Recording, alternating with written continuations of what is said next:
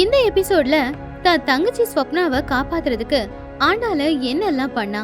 பாவம், எந்த தப்புமே பண்ணாத ஸ்வப்னாவோட படிப்பு தொடருமா இல்ல பாதியிலேயே நின்னுடுமா அப்படிங்கறத இன்னைக்கு எபிசோட்ல நாம விலாவரியா பார்க்கலாம் வாங்க. ஹால்ல ஸ்வப்னாவோட பேக்ல இருக்கிற புக்ஸ் எல்லாம் கீழே விழுந்திருந்துச்சு. காவ்யாவோட கையில அவங்க அண்ணன் வாங்கி கொடுத்த நெக்லஸ் இருந்துச்சு. ரமேஷ் கோவத்துல ஸ்வப்னாவை அடிக்கிறதுக்காக கை வாங்கும் போது ஆண்டாளு அவனுடைய கைய பிடிச்சு தடுத்தா. இத பார்த்து ஆண்டாளோட மாமியார் கோவமா அவளை முறைச்சுக்கிட்டு இருந்தாங்க. ரங்கையா கொஞ்சம் தூரமா எதுவும் பண்ண முடியாம நின்னுக்கிட்டு இருந்தாரு.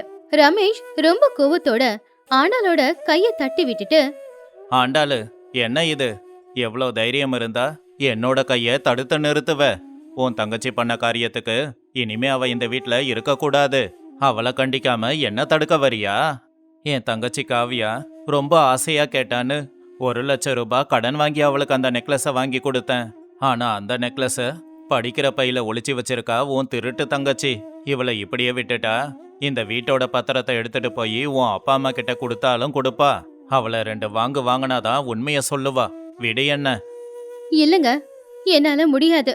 என் தங்கச்சிய நீங்க அடிக்க விட மாட்டேன். ஸ்வப்னா தப்பு பண்ணலன்னு என் உசுர் இருக்கிற வரைக்கும் நான் சொல்லுவேன். என் தங்கச்சி எப்படிப்பட்டவன்னு எனக்கு தெரியும். எங்க பிறந்த வீட்டுல எங்க அப்பா எவ்வளவுதான் கஷ்டம் இருந்தாலும் கூட நேர்மையா வாழணும்னு தான் சொல்லி கொடுத்து வளர்த்திருக்காரு. மத்தவங்க பொருள் மேல ஆசைப்பட எங்களுக்கு அவரு கத்து கொடுக்கல. ஆனா நீங்க கொஞ்சம் நின்னு நிதானமா யோசிக்க மாட்டீங்களா? ஒருவேளை என் தங்கச்சி அந்த நெக்லஸ் திருடி இருந்தா அவ தினமும் பயன்படுத்துற பையில வச்சிருப்பாளா? அதுவும் எல்லாருடைய கண் பார்வையிலையும் படுற மாதிரி எங்கேயாவது வேற இடத்துல அவ ஒளிச்சு வச்சிருக்கலாம் இல்லையா? அத கேட்டு காவ்யா ஷாக் ஆயிட்டா. மாட்டிப்பேனோ என்னமோ அப்படிங்கிற பயம் அவளுக்கு வந்துருச்சு. பாத்தியாமா, பாத்தியா அண்ணன், திருண்ண தங்கச்சிய திட்டாம அண்ணி லாஜிக் பேசிக்கிட்டு வராங்க. இவங்க எல்லாரும் கிராமத்து ஆட்கள் தானே. இவங்களுக்கெல்லாம் திருடுறதுல ஆஸ்கார் அவார்டே கொடுக்கலாமே. காலேஜ் பேக்ல வச்சா யாருக்கும் டவுட் வராதுன்னு இந்த ஸ்வப்னா அப்படி வச்சிருந்திருக்கலாம். நான் சரியா கெஸ் பண்ணி அவ பேக செக் பண்ணதுனால அது உடனே மாட்டிக்கிச்சு. இல்லனா இந்நேரத்துக்கு இந்த நெக்லஸ் அவங்க பிறந்த வீட்டுக்கு பார்சலா போயிருந்திருக்கோம். இந்த நெக்லஸ் என் கைக்கு வந்ததுனால சரியா போச்சு.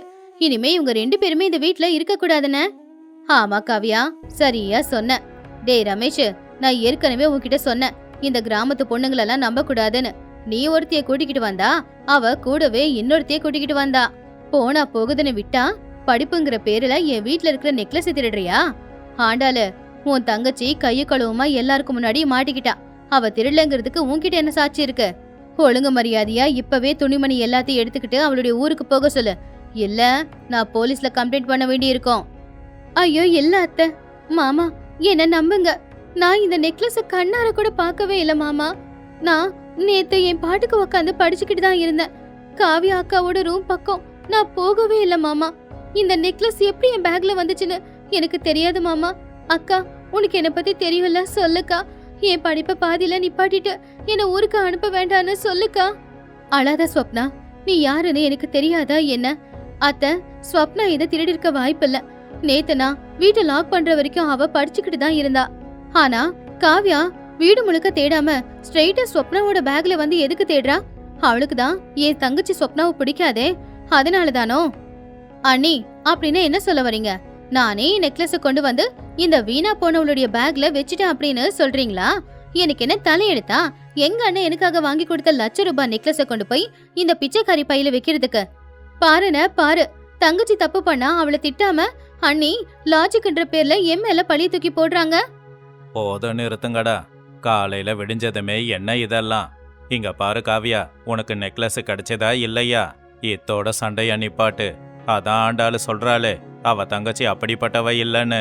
இந்த வீட்டுல யாரும் வெளியாளுங்க இல்ல. ஏதோ தப்பாதான் இது நடந்திருக்கணும். அதுக்குன்னு சின்ன பொண்ண கை வாங்கிக்கிட்ட அடிக்க போவ? வெக்கமா இல்லையா உனக்கு? முதல்ல ஆபீஸுக்கு கிளம்பி போ. நீங்க வாய மூடிக்கிட்டு இருந்தா நல்லது. என் பொண்ணோட நகை காணாம போறது உங்களுக்கு சின்ன விஷயமா தெரியுதா? டே ராஜேஷ், இந்த ஸ்வப்னா இன்னும் ஒரு நொடி கூட நம்ம வீட்ல இருக்க கூடாது. முதல்ல அவளை ஊருக்கு கிளம்ப சொல்லு. அம்மா ப்ளீஸ்மா, என்னை விட்டுடுங்க. ஆஃபீஸில் இன்னைக்கு முக்கியமான ஒரு மீட்டிங் இருக்கு. இங்கே பாரு ஆண்டாளு, இன்னைக்கு சாயந்தரம் நான் ஆஃபீஸ் முடிச்சு வரும்போது உன் தங்கச்சி துணியெல்லாம் பேக் ஆகிருக்கணும். நாளைக்கு காலையில் அவள் இங்கேருந்து கிளம்பணும். இதுதான் என் கடைசி முடிவு. இதை யாரும் மாற்ற முயற்சி பண்ணா நல்லா இருக்காது. ரமேஷ் அங்கிருந்து கோவமா ரூமுக்குள்ள போயிட்டான். கனகாவும் காவியாவும் ஒருத்தங்க முகத்தை ஒருத்தங்க பாத்துக்கிட்டு வெற்றி வெற்றி அப்படின்னு மனசுக்குள்ள நினைச்சுக்கிட்டு அங்கிருந்து அவங்க ரூமுக்கு போயிட்டாங்க. ஆனாலும் சொப்னாவும் மட்டும் ஹால்ல இன்னும் அழுதுகிட்டே தான் நின்னுக்கிட்டு இருந்தாங்க. எல்லாரும் சாப்பிட்டு முடிச்சு அவங்கவுங்க ரூமுக்குள்ள போயிட்டாங்க. ஆனாலும் சமையலறையில சமைச்சுக்கிட்டு இருக்கும்போது சொப்னா பக்கத்திலேயே காய்கறி நறுக்கிக்கிட்டு பாவம் அழுதுகிட்டு இருந்தான். அந்த சமையலறை முழுக்க அக்கா தங்கச்சியோட அழுகை சத்தம் தான் இருந்துச்சு. அக்கா, பேசாம நான் ஊருக்கே போயிடுறேக்கா. என்னால உனக்கு கஷ்டம். நான் படிக்கிறதுக்காக இங்க வந்தா என் மேல திருடி பட்டத்தை கட்டி விடுறாங்க இந்த குடும்பத்தை சேர்ந்தவங்க. அத்தை என்ன ஏதோ கிரிமினலை பாக்குற மாதிரி பாக்குறாங்க. மாமா கூட என்ன நம்பலக்கா. என்ன கேவலமா பார்த்துட்டு முறைச்சிட்டு போனாரு. என்ன அடிக்க கை வாங்கினாரு. என்னால உன்னோட வாழ்க்கை வீணா போயிடக்கூடாதுக்கா. பேசாம என்ன அனுப்பிடுக்கா. எதுக்கு நான் அனுப்பணும் உன்ன? திருடுறவங்க தான் தைரியமா இங்க உக்காந்துருக்காங்களே. அப்படி இருக்கும்போது திருடாத உன்ன நான் எதுக்காக பயந்து அனுப்பணும்? இப்ப நீ இங்க இருந்து போயிட்டனா அந்த நெக்லஸ் திருடினது நீதான் அப்படின்னு எல்லாரும் நினைச்சுக்க மாட்டாங்களா? இவங்க எல்லாரும் உண்மையில திருட்டு பட்டத்தையே கட்டிடுவாங்க. நாளைக்கு இந்த விஷயம் ஊருக்குள்ள தெரிஞ்சதுன்னா அப்புறம் உன்னை யாரடி கட்டிக்க வருவாங்க? உன்னை இங்க படிக்க வைக்க கூட்டிக்கிட்டு வந்ததுன்னா உன் படிப்பு முடியற வரைக்கும் இந்த வீட்டை விட்டு நீ போக முடியாது. ஆனா அக்கா, மாமா தான் என்ன அனுப்பிட சொல்லிட்டாரேக்கா. நான் இங்க இருக்கிற வரைக்கும் அந்த காவியா என்ன பார்த்து ஏதாவது ஒண்ணு சொல்லிக்கிட்டே தான்க்கா இருப்பா. என்னாலதான் உனக்கு நிம்மதி இல்லாம போச்சுக்கா. எனக்காக நீ மாமா கூட சண்டை போடுறதுல எனக்கு கொஞ்சம் கூட விருப்பம் இல்ல. என் தங்கச்சி ரொம்ப பாவம். இந்த பட்டணத்துக்காரங்களோட இந்த கிரிமினல் புத்தி அவளுக்கு தெரியல. அதனாலதான் அவ அழுதுகிட்டு இருக்கா. ஆனா இந்த காவியா யாரு, எங்க மாமியார் யாருங்கிறது எனக்கு மட்டும்தானே நல்லா தெரியும். நெக்லஸ் தானா ஒண்ணு என் தங்கச்சி பேக்ல வந்து உக்காந்துருக்காது. இது எல்லாத்துக்கும் காரணம் அந்த காவியா தானு என்னுடைய உள்மனசு சொல்லிக்கிட்டு இருக்கு. ஆனா அதுக்கு என்கிட்ட சாட்சி தான் இல்ல. ஏன் புருஷன் தான் தங்கச்சி சொன்னதையே வேதவாக்கா நினைக்கிறாரு. நான் சும்மா அழுதுகிட்டு உக்காந்தனா என் தங்கச்சி வாழ்க்கை பலியாயிடும். இல்ல, ஏதாவது பண்ணிதான் ஆகணும். ஸ்வப்னா, நீ அழாத. உண்மை நெருப்பு மாதிரி என்னைக்கா இருந்தாலும் வெளியில வந்தேதான் ஆகணும். பொய்ய பல தடவை சொன்னா அது உண்மையாயிடாது. என் தங்கச்சியை காப்பாத்திக்க எனக்கு தெரியும். நீ அமைதியா போய் ஒரு ரூம்ல உட்காந்து படி. யாரு என்ன சொன்னாலும் வாயை திறக்காத. யாரு என்ன சொன்னாலும் நான் பாத்துக்கிறேன். உன்னை யாரும் இந்த வீட்டை விட்டு வெளியில துரத்த முடியாது. இது நான் உனக்கு கொடுக்கற வாக்கு. ஆண்டலோட கண்ணுல வந்த கண்ணீர் நின்னு போய் ஒரு கோவமும் ஒரு நெருப்பும் இருந்துச்சு.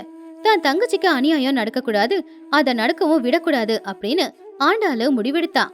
அன்னைக்கு சாயந்தர நேரம் பால்கனியில சேர் போட்டுக்கிட்டு அம்மா பொண்ணு 2 பேருமே உட்காந்து காஃபி குடிச்சுக்கிட்டு இருந்தாங்க. அப்போ டேபிள்ல காவியாவோட நெக்லஸும் இருந்துச்சு. அப்பதான் ஆபீஸ விட்டு வீட்டுக்கு வந்த ரமேஷ் அவங்க அம்மா தங்கச்சி கிட்ட போனான். அண்ணனை பார்த்த உடனேயே காவியா மறுபடியும் அவருடைய நாடகத்தை தொடங்கினா. அண்ணா, நீ எனக்கு எவ்வளவோ ஆசையா வாங்கி கொடுத்த நெக்லஸ் இது. எனக்கு ரொம்ப பிடிச்ச நெக்லஸ். ஆனா இப்ப இத பார்த்தாலே பிடிக்கல. அந்த திருடி ஸ்வப்னாவோட கைப்பட்ட நகை இது. இந்த நகையால எனக்கு தான் இந்த வீட்டுல அவமானம். இந்த நெக்லஸ் எனக்கு வேண்டான. இத ஸ்வப்னா கிட்டயே கொடுத்துரு. இனிமே அது அவையே வச்சுக்கிட்டோம். பாத்தியாட ரமேஷ், என் பொண்ணு எவ்வளவு வருத்தப்படுறான்னு. நீ கஷ்டப்பட்டு வாங்கி கொடுத்த பொருளுக்கு இந்த வீட்டுல பாதுகாப்பே இல்லாம ஆயிடுச்சு. ஆனா இந்த ஆண்டாளுக்கு எவ்வளவு திமிருடா. தப்பு பண்ண ஸ்வப்னாவை அடிக்க கை வாங்கினா அவ உன்னோட கைய பிடிச்சு தடுத்து நிப்பாட்றா. அவ்வளவு திமிரா அவளுக்கு. அவ தங்கச்சி திருடி இருக்கான்னு சாட்சியும் ஆதாரமும் தெளிவா இருக்கும் போதே அவ உன்னை எதிர்த்து நிக்கிறா. தங்கச்சி 2 வார்த்தை கேட்டு 4 கண்ணத்துல அறியாம இனிமே இப்படியே விட்டா ஆண்டாளு இந்த குடும்பத்துக்கு எதிரா மாறி அவங்க குடும்பத்து ஆட்களை மட்டும்தான்டா தலையில தூக்கி வச்சு ஆடுவா. ஆமாம்மா, இன்னைக்கு காலையில ஆண்டாளி என் கையை பிடிச்சி தடுத்தது எனக்கு பிடிக்கல. என் தங்கச்சிக்கு நியாயம் வேணும்னு தானே கையை ஓங்கிக்கிட்டு போனேன். ஆனா அவ தங்கச்சி மேல இருக்கிற பாசத்துல என்னோட கையை பிடிச்சிட்டா. அந்த சொப்னாவும் பார்க்க தான் அப்பாவியா இருக்கா. ஆனா சரியான கைகாரி போல. இன்னைக்கு ராத்திரியே அவளை அவங்க ஊருக்கு துரத்துறேன். நீங்க கவலைப்படாதீங்க. அப்பாடா, பிளான் சக்சஸ் ஆச்சு. அண்ணனுக்கு அண்ணி மேல ஒரு விதமான வெறுப்பும் வந்துருச்சு. எப்படியோ நாளையில இருந்து இந்த ஸ்வப்னாவோட தொல்லையும் இந்த வீட்டுல இருக்காது. மறுபடியும் ஏ ராஜ்யம்தான். பின்ன எங்க வீட்டுல வந்து உக்காந்துக்கிட்டு எம்எல்ஏ அதிகாரத்தை செலுத்துவாங்களா? அப்படி பண்ணா நான் சும்மா விட்டுடுவேனா? அம்மா, நான் போய் ஃப்ரெஷ்ஷப் ஆகுறேன். இன்னைக்கு ராத்திரியே ஆண்டாள் அவ தங்கச்சியை ஊருக்கு அனுப்பணும். இல்லைன்னா நான் யாரு அப்படின்னு அவளுக்கு தெரிய வரும் அப்படின்னு ரமேஷ் கோவமா அவனுடைய ரூமுக்கு போனான். அதுக்கப்புறம் எல்லாரும் சாப்பிட்டு தூங்கிட்டாங்க. ரமேஷ் கோவமா அவன் ரூம்ல இருக்கும்போது ஆண்டாளும் கோவமா முறைச்சுக்கிட்டு ரமேஷ் முன்னாடி வந்து நின்னான். அப்ப ரமேஷ் ஆண்டாளை பார்த்து, ஆண்டாளு, நான் காலையில சொன்னதெல்லாம் ஞாபகம் இருக்கா இல்லையா? உன் தங்கச்சி துணியெல்லாம் பேக் பண்ணிட்டாளா? நாளைக்கு காலையிலேயே பஸ் இருக்கு. அதுக்கே டிக்கெட்டை புக் பண்ணிடு. இல்லங்க, நான் டிக்கெட் புக் பண்ணல. என் தங்கச்சி எங்கேயும் போக மாட்டா. அவ இங்கேயே இருந்துதான் படிக்க போறா. நான் சொல்லிக்கிட்டே இருக்கேன், என்னையே எதிர்த்து பேசுறியா? ஆண்டாளு, உனக்கு வர வர திமிரு அதிகமாகுது. ஒரு திருடிய எவ்வளோ தைரியமா என் வீட்டில் இருக்க சொல்ற நீ? இன்னைக்கு நெக்லஸை திருடினவ நாளைக்கு எதை வேணும்னாலும் திருடுவா. நான் ஒரே ஒரு கேள்வி கேக்குறேங்க. என் தங்கச்சி தான் திருடினான்னு நீங்க எப்படி முடிவு பண்றீங்க? உங்க தங்கச்சியோட நெக்லஸ் அவ பையில கிடைச்சதுன்னா அவ திருடி ஆயிடுவாளா? சரி, அவளே திருடினான்னு வச்சுக்கலாம். ஒரு பொருளை திருடணும்னு நினைச்சவங்க யாரா இருந்தாலும் திருடின பொருளை அவங்க தினமும் பயன்படுத்துற பையில வச்சுக்கிட்டு சுத்துவாங்களா? அதுவும் எல்லாருடைய கண் பார்வையிலயும் படுற மாதிரி அதை எங்கேயாவது பத்திரமா ஒளிச்சு வச்சிருக்க மாட்டாங்களா? அது ஒரு வேலை வைக்கிறதுக்கு இடம் இல்லாம அப்படியே பேக்ல போட்டு வச்சிருக்கலாம். நீ எல்லாத்துக்குமே உன் தங்கச்சிக்காக சப்போர்ட் பண்ணாத. காவியா எதுக்காக அவளோட நெக்லஸை அவளே எடுத்து ஒளிச்சு வைக்கணும்? அதுக்கு என்ன அவசியம்? எதுக்கு வச்சான்னு உங்களுக்கே தெரியும். ஆனா உங்க திமிரு கண்ணுல தெரிய போட்டு மறைக்குது. உங்க தங்கச்சினா உங்களுக்கு உசுரு, அதே மாதிரி ஏன் தங்கச்சினா எனக்கு உசுரு. ஏன் தங்கச்சி நல்லபடியா படிச்சு நாளைக்கு பெரிய ஆளா ஆயிடுவா அப்படிங்கறது உங்க தங்கச்சிக்கு உங்க அம்மாவுக்கு பிடிக்கல. அதனாலதான் அவ மேல பழிய போட்டு அவளை இங்க இருந்து துரத்த பாக்குறாங்க.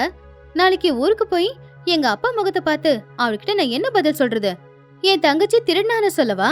அப்படி சொன்னா அந்த நொடி எங்க அப்பாவோட இதயம் நின்னு போயிடும். ஏன்னா அவர் எங்களை அப்படி வளர்த்தாரு. நீ என்ன சொல்ல வர? என் அம்மாவும் தங்கச்சியும் தான் இதை செஞ்சாங்கன்னு சொல்ல வரியா? அவங்க செஞ்சுட்டு உன் தங்கச்சி மேல பழி போட பார்த்தாங்களா? நான் என் தங்கச்சியை தான் நம்புவேன். இனிமே இந்த வீட்டில் சொப்னா இருக்கணும், அப்படி இல்லைன்னா நான் இருக்கணும் அப்படின்னு கோவமா பெட்ஷீட் எடுத்துக்கிட்டு ஹால்ல படுக்கிறதுக்காக போயிட்டான். கடவுளே, என் புருஷனுக்கு கண்ணு இருந்தும் குருடனா தெரிஞ்சுக்கிட்டு இருக்கிறாரே. அவருடைய தங்கச்சி பண்ற குற்றத்தை இவரால கண்டுபிடிக்க முடியலையே.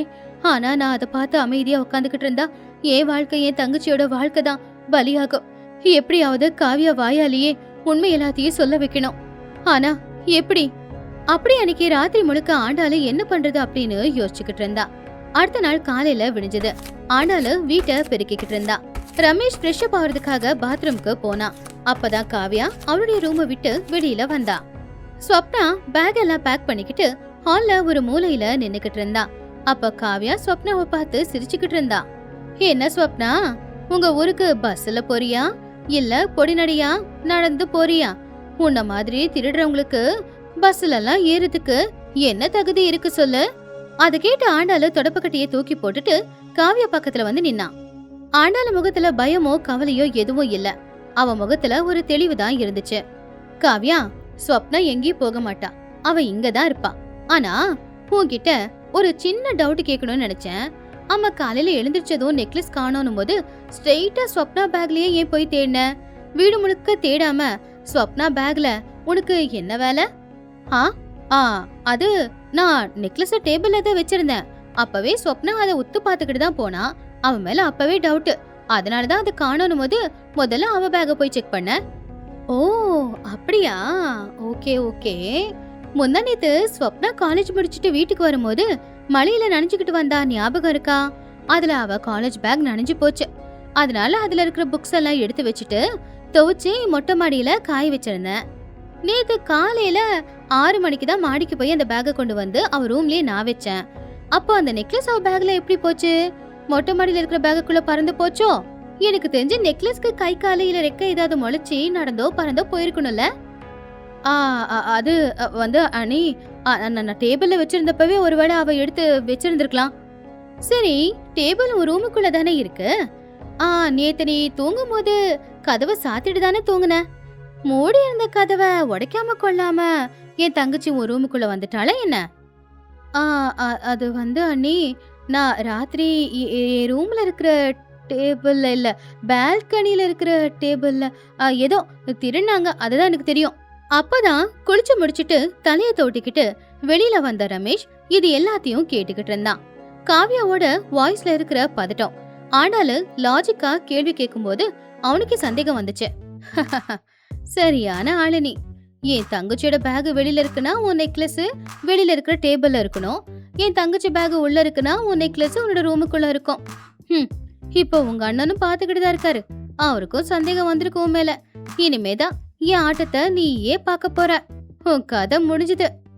பாத்தீங்கல்ல, கிராமத்து பொண்ணான ஆண்டாளு எவ்வளவு புத்திசாலித்தனமா தன் தங்கச்சியை காப்பாத்துறதுக்காக லாஜிக் யோசிக்கிறா அப்படின்னு. இப்போ ரமேஷோட மனசுக்குள்ள வந்த சந்தேகமோ அவனுக்கு உறுதியாகுமா? ஆண்டாள தான் தங்கச்சி திருடல அப்படிங்கறத இந்த சின்ன ஒரு க்ளூவை வச்சு எப்படி நிரூபிக்க போறா? மாமியார் ஒருவேளை தலைகுனிற நிலைமை வருமா? காவியா எல்லாருக்கும் முன்னாடியும் கையை கழுவுமா மாட்டுவாளா? அப்படிங்கறத நாம அடுத்த எபிசோட்ல பார்க்கலாம்.